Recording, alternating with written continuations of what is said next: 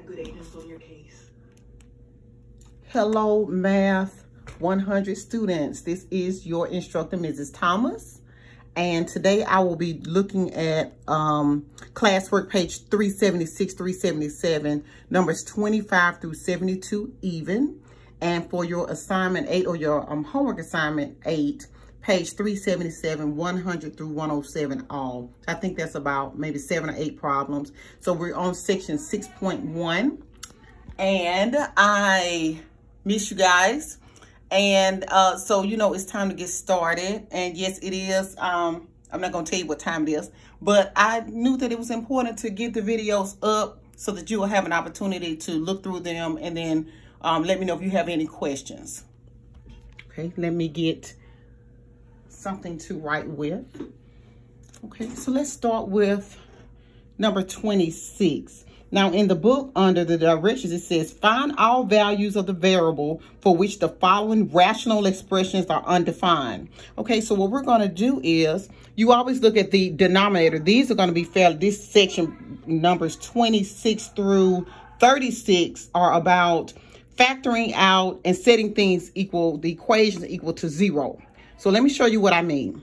Okay, we're not necessarily looking at the numerator, so we're not looking at the top. We're looking at the denominator. We're looking at the bottom. And all I want you to do is set them equal to 0 and solve it like you would a regular equation. Okay, so just say equal 0, whatever your denominator is.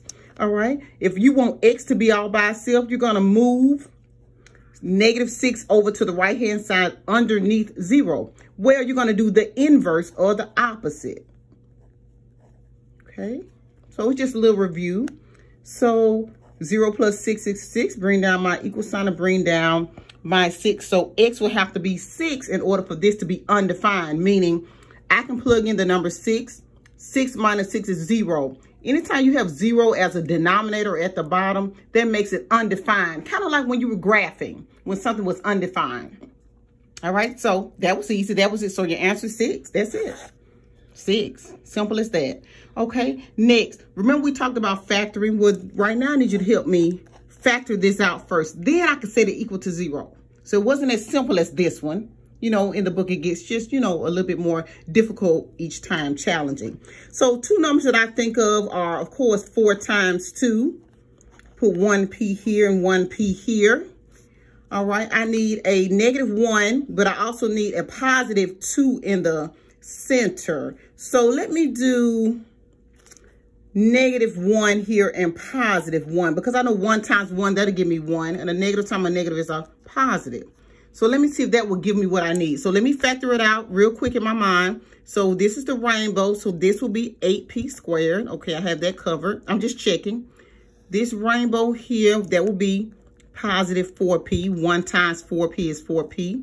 Let me go inside of my rainbow here. That's -2p. And my 2 constants. -1 times 1 is -1. So when I look at my center, I'm like 4p minus 2p, that's 2p. So I know that this 4p minus 1, I'm going to set that equal to 0. And 2p plus 1, I'm going to set that equal to 0. And the reason why we're doing this is because we're in the rational expressions section. So at first we were just factoring. Now we're doing something with the factoring. We just set it equal to 0. Okay, I want to first move 1 over here underneath the 0. So the opposite is called inverse in your book, and you can always go back and look. So that gives me what? 0 plus 1 is 1, right? Bring down my equal sign and bring down my 4p. All right, let me scoot this over here so you'll be able to see it clearly. All right, so if I have 4p equals 1, if I want p all by itself, what do I need to do with the 4? Good. I need to get rid of it. Divide both sides by p. So I have one answer. So p equals 1 over 4. All right, so I have one answer. Now I need you to help me solve this one. All right, the same method. I need to move 1 over here underneath the 0. The opposite of a positive is a negative. 0 minus 1 is -1 in your calculator. Bring down your equal sign. Bring down your 2p. What should be your last step? You always want p by itself. You're going to get rid of it. Get rid of the 2 or your constant. So that gives me p equals -1 over 2. So in the back of the book, you should have 2 answers. -1 over 2 and p equals 1 over 4. Okay. I think y'all got these. Right here, 30 is already factored for you. We just need to set these equal to 0 and solve them. Okay. You want to move 2, and we're doing the same thing over and over again. I'm moving 2 over here to the right, the opposite or inverse in your book of a positive is a negative. That's why I'm moving the opposite of what I see. So 0 minus 2 is negative 2. Bring down my equal sign, bring down the 3x. And my last step is, good, divide both sides by 3. So I have one answer, x equals negative 2/3. I have one answer. Now I need you to help me solve the other one. 4x minus 5, and if you need to look in the book, it's under equations if you want to look on the internet. How to solve equations. One-step equations. Okay, you want to move 5 over here underneath the 0. The opposite of a negative 5 is a positive 5. 0 plus 5 is 5. Bring down your equal sign, bring down your 4x. What's your last step? Good. Divide both sides by 4. So x equals 5 over 4. So you have 2 answers in your book, negative 2/3 and 5 over 4. Okay. Let's look at 32. We're only looking at the denominator, but we already know that this needs to be factored out. When I say factored out, what do they have in common? Okay, because this was already done for you. What does this have in common? So it really builds on chapter 4 and chapter 5. So right here, I'm going to factor out an x. So I need x to the second power. I need 1x. And then I need 3x. What do I have? I have x so far. So this will be the same as x minus 3. Now, I want you need to check it. Go back and do the distributive property just to check your answer. X times x is x squared. X times negative 3 is negative 3x. So it's about just balancing and checking. All right. So I have x. I'm going to make that equal to 0. Don't have to do any work with that. And x minus 3 equal to 0. I have one answer. I didn't have to do any work to that one. Okay. So then I want to move 3 over here underneath the 0. The opposite of a negative 3 is a positive. That's the only way you're going to be able to move it. You're going to have to change the sign. All right. So your answer is x equals 0 and x equals 3. So your answer is 3 and 0 in the back of your book. 3 and 0. Okay. Okay. Next, I have 6x plus 5. They don't have anything in common. And notice I'm only looking at the bottom. I'm only looking at the denominator when they're asking me to find values. All right. If they ask you to find a value, set it equal to 0. If you can't factor anything out. So I want to move 5 over here. The opposite of a positive 5 is a negative 5. That's the only way I'm going to be able to move it. 0 minus 5 is negative 5. Bring down my equal sign and bring down my 6x. Last step is to divide both sides by 6. And that is your answer. You only have one answer. Negative 5 over 6. Okay. Y'all are doing excellent. Okay. The next one is, this is going to require me to factor out a little bit more. All right. The 2 numbers I'm thinking about, let me think. I'm thinking about 3 times 2. That's what I'm thinking about right now, guys. All right. And girls. All right. So let me put 3 here and 2 here. Let me put Q here and Q here.